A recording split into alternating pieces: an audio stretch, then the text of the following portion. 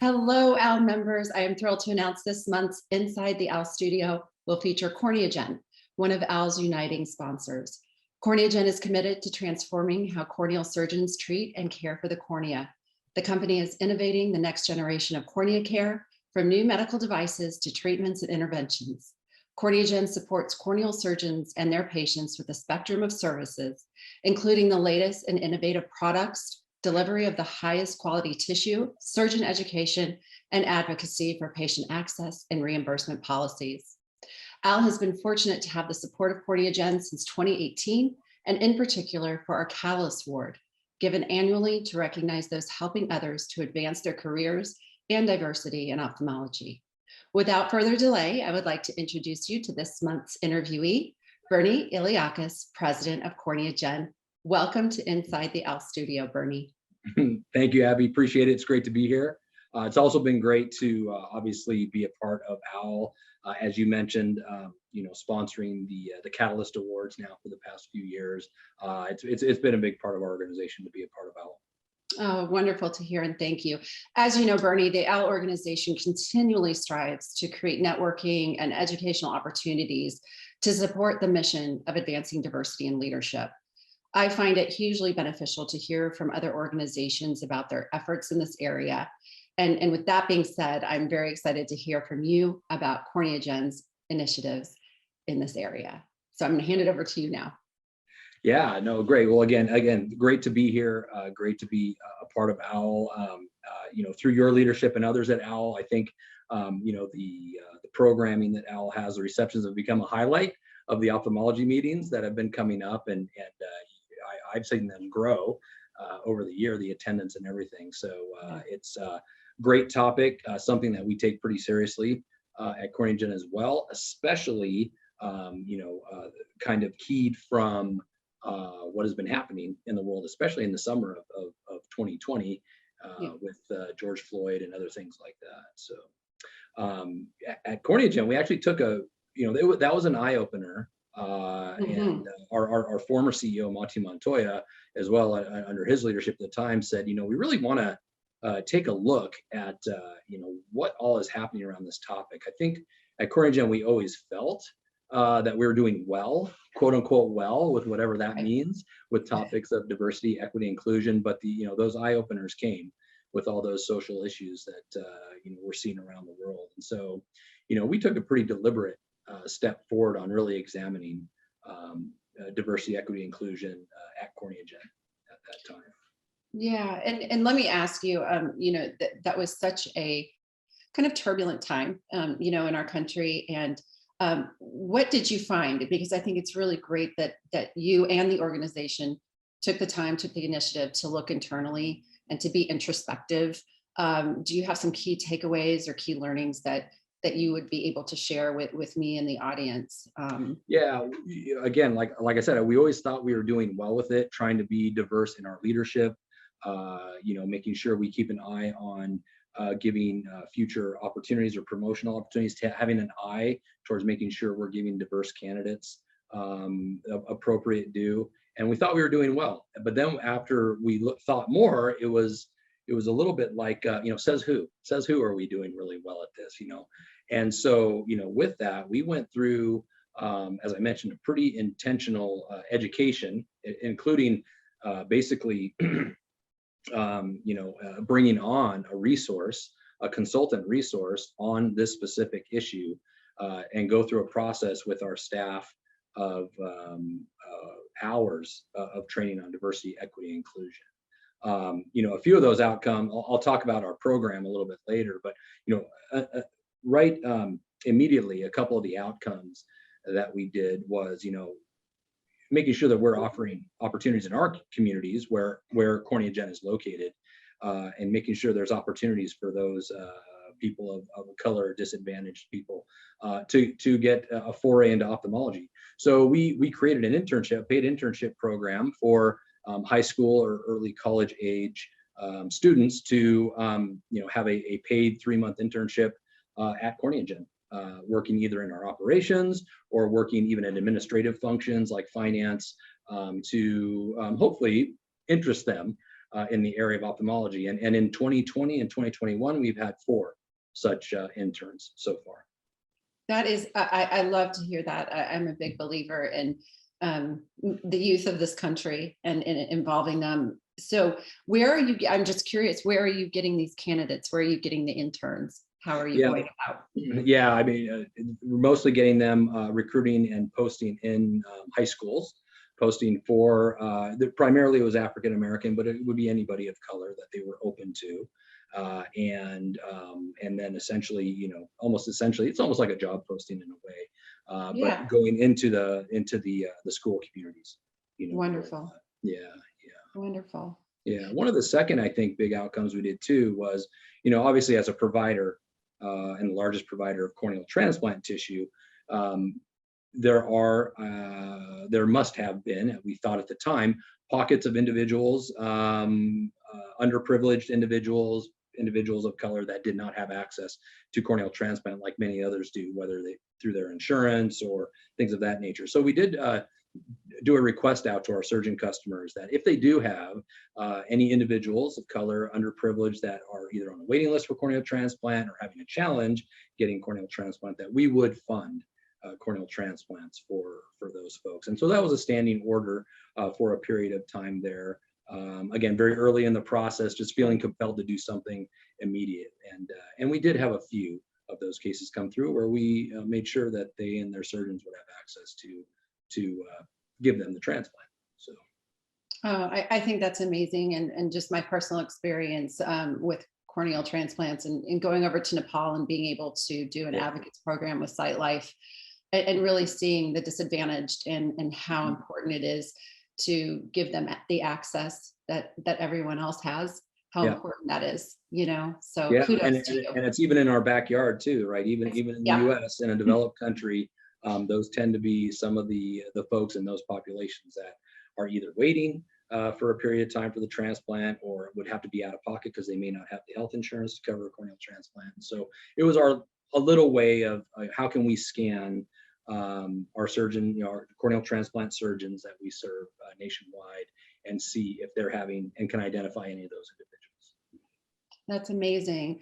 Are there any other programs or any other initiatives you'd like to mention to the audience at this point? Yeah, I would say the biggest one we did was actually then contracting with a DE&I expert, and that took us through a real deep dive into the topics. Again, you think you have a handle on some of these topics and what it means to discrimination or privilege or things like that, but you don't really know until you go deep into the topic. And so what we have is our executive and management team went through basically about 300 hours of programming combined with this, and it was extremely eye-opening.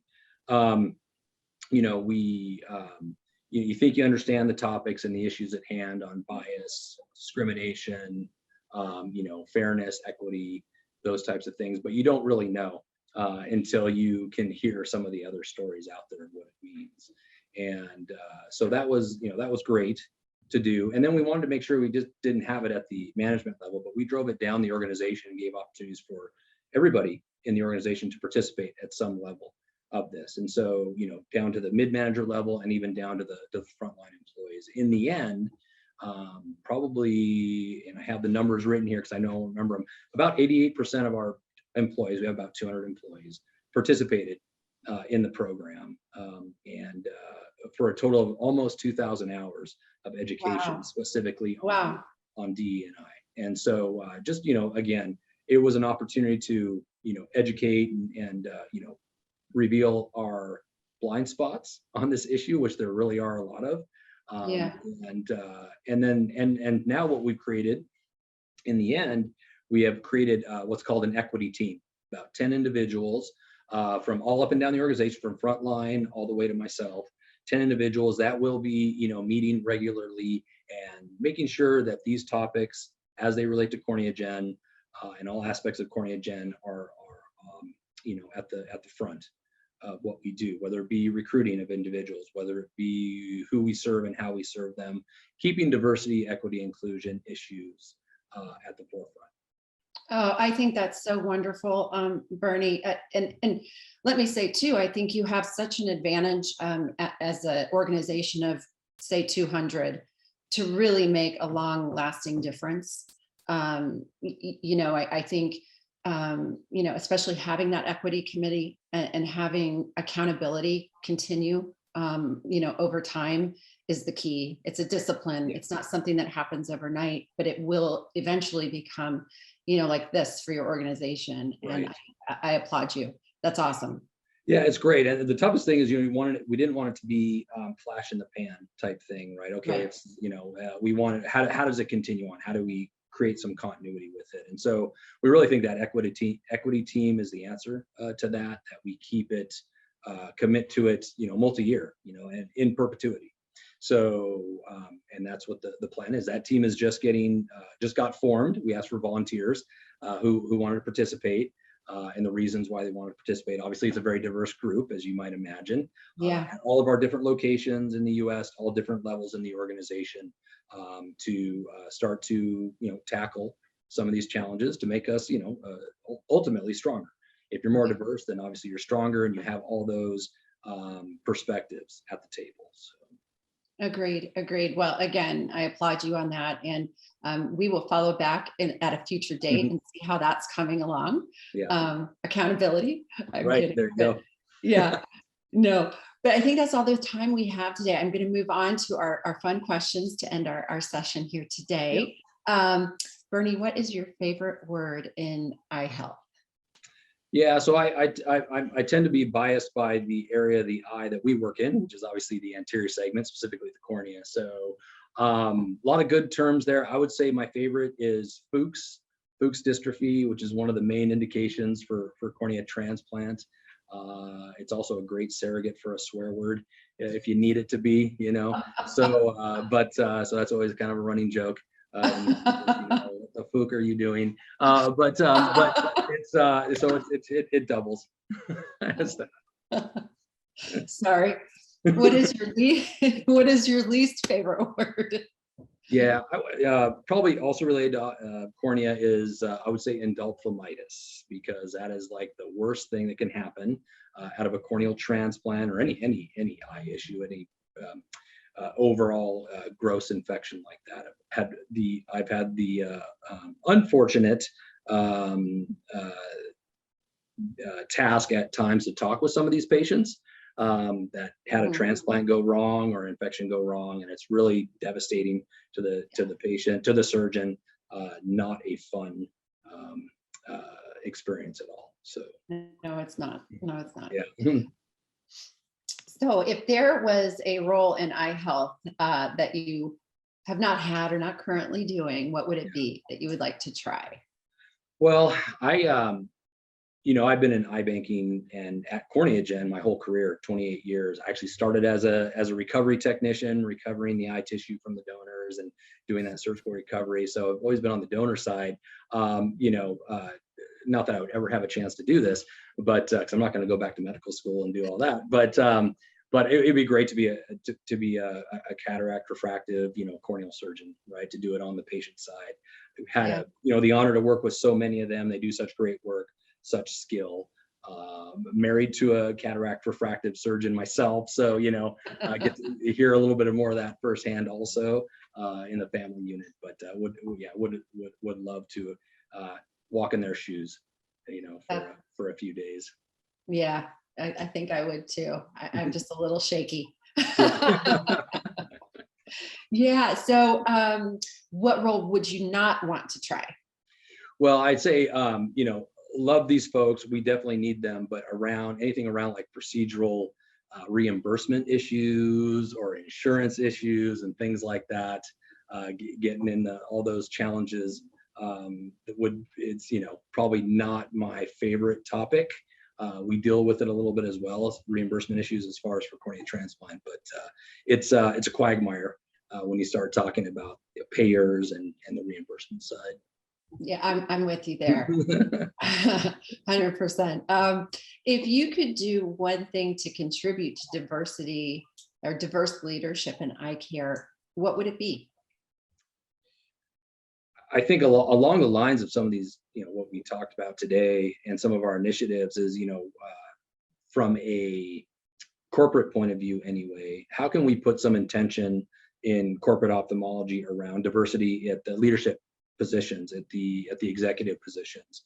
I'm very fortunate to have a great executive team, 2 females, 3 males, wide age range, different backgrounds, individuals of color, and that's just made us stronger.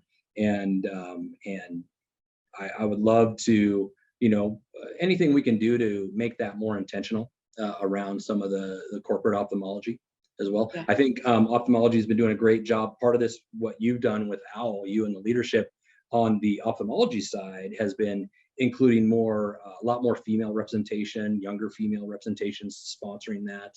So anything that, to keep that momentum going, would be great as well. Yep. Would love to participate in anything like that. Good to know. Thank you. And then here is your surprise question. Okay. If you had a superpower, what would it be and why? Yeah. Well, Abby, there's a lot of good ones out there. I think it would always be fun to fly, right? So it's kind of, it maybe not so creative, of kind of like the Superman abilities or whatnot, but anywhere where you're flying and just have that, bird's eye view of anything would be great. That's awesome. Awesome. I think I agree with you on that. Now that I'm thinking about it myself, I'm like, of course. Yeah. Oh, well, Bernie, thank you so much for your time today. This has been wonderful. And I want to personally thank you and CorneaGen for everything that you do for OWL. The last several years, you guys have really stepped it up, and it is so appreciated. So well, it's our honor and pleasure, and appreciate you having me on, Abby. Awesome. All right. Have a good one. Yeah. Thank you. Bye.